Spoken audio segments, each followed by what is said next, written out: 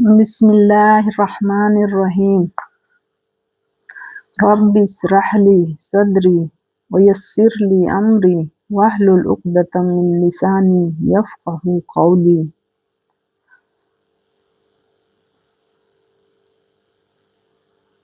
آج میں بات کروں گی اپنے والدین کی ان پراپرٹی کی جن پر ہم بچوں کا کوئی حصہ نہیں بنتا ہے۔ جیسے اگر والدین زندہ ہوں تو ان کی خود کی جو جائیداد ہے، چاہے وہ خود کما کر بنائے ہوں یا ان کو وراثت میں ملی ہوں، سب ان کی اپنی جائیداد ہے اور ان کو پورا اختیار ہے اپنے حساب سے خرچ کرنے کا۔ ہم بچوں کو یہ اختیار نہیں ہے کہ ہم ان کی جائیداد پر ان کی زندگی میں ہی اپنا حق جتانا شروع کر دیں۔ ان کو پورا حق حاصل ہے اپنی مرضی سے خرچ کرنے کا۔ ہاں، اگر والدین اپنی خوشی سے بنا دباؤ کے اپنے بچوں کو دینا چاہیں تو دے سکتے ہیں، لیکن اس میں پھر والدین کو اپنی اولاد کے درمیان انصاف کرنے کا حکم ہے۔ ایسا نہیں کرنا ہے کہ بیٹی سسرال چلی گئی تو اس کو دینا ضروری نہ سمجھے، اور بیٹا چونکہ ان کے پاس ہے تو بیٹا کے لیے عالیشان مکان بنا کر اپنی زندگی میں ہی اس کے نام کر دیں۔ یہ ظلم ہے۔ اگر آپ کو مکان بنانا ہی ہے تو پھر اپنے نام سے بنائیے، تاکہ جب آپ کا انتقال ہو جائے تو بچوں کے درمیان انصاف ہو سکے۔ آپ کے جتنے بچے ہیں، چاہے وہ بیٹا ہو یا بیٹی ہو، سب کا اس میں حصہ بنے گا۔ اگر کوئی ماں باپ انجانے میں علم کی کمی کی وجہ سے ایسا کر بھی دیے ہوں گے، یعنی ایک کو چاہے وہ بیٹا ہو یا بیٹی ہو، تو آپ اس سے واپس لے سکتے ہیں۔ اب آپ کہیے گا کہ جتنا ایک کو دیے ہیں اتنا ہی دوسرے اور تیسرے کو بھی دھیرے دھیرے بنا کر دیں گے۔ تو میں آپ سے پوچھتی ہوں کہ آپ کے پاس کوئی سرٹیفکیٹ ہے کیا کہ آپ اتنا دن تک زندہ رہیں گے؟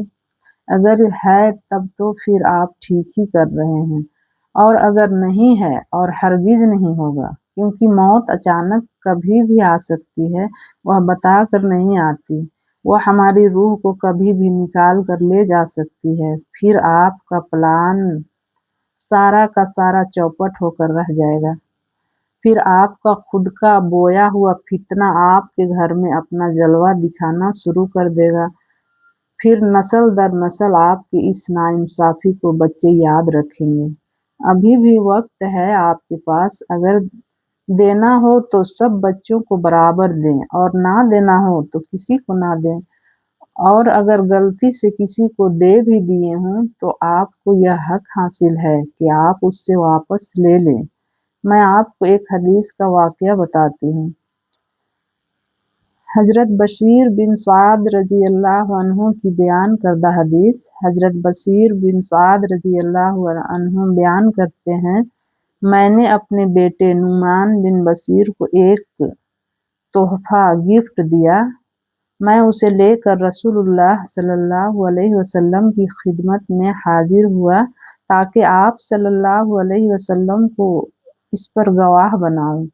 رسول اللہ صلی اللہ علیہ وسلم نے فرمایا، کیا تم اپنی تمام اولاد کو اسی طرح گفٹ دیا ہے، یعنی تحفہ دیا ہے؟ میں نے عرض کیا، نہیں یا رسول اللہ صلی اللہ علیہ وسلم۔ تو آپ نے فرمایا، اللہ سے ڈرو اور اپنی اولاد کے درمیان انصاف کرو۔ اور ایک روایت میں ہے، میں ظلم پر گواہ نہیں بنتا۔ اس کے بعد رسول اللہ صلی اللہ علیہ وسلم نے فرمایا، اس تحفہ کو واپس لے لو۔ یہ حدیث صحیح بخاری اور مسلم دونوں میں ہے۔ آپ غور کیجئے۔ سوال نبی صلی اللہ علیہ وسلم نے کیا، ناانصافی کو ظلم؟ نبی صلی اللہ علیہ وسلم نے کہا، گواہی دینے سے انکار؟ نبی صلی اللہ علیہ وسلم نے کیا، تحفہ واپس لینے کا حکم؟ نبی صلی اللہ علیہ وسلم نے دیا۔ اسی حدیث کی بنیاد پر علماء فرماتے ہیں، اگر کسی ایک اولاد کو زیادہ دے دیا جائے تو بہتر ہے کہ یا تو سب کو برابر دیا جائے या दिया हुआ तोहफा वापस लिया जाए।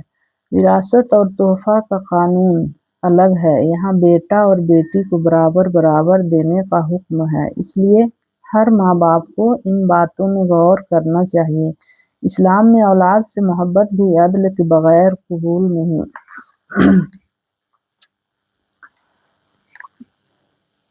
मैं आप सब से गुजारिश करती हूँ कि आप इन बातों को गौर से सुनें और फिर ऐसा कदम उठाएं कि बच्चे भी खुश, अल्लाह ताला भी खुश और अल्लाह के रसूल सल्लल्लाहु अलैहि वसल्लम भी खुश। तभी जाकर हम कामयाब हो पाएंगे। अल्लाह ने हमें सिर्फ पैदा करके छोड़ नहीं दिया है, हमें जीने का ढंग भी बताया है और हमारे दरमियान एक लकीर भी खींच दिए हैं कि हमें उससे बाहर नहीं निकलना है, वरना शैतान बाहर हमारा इंतजार में हर वक्त बैठा रहता है। अस्सलामु अलैकुम व रहमतुल्लाहि व बरकातुहू।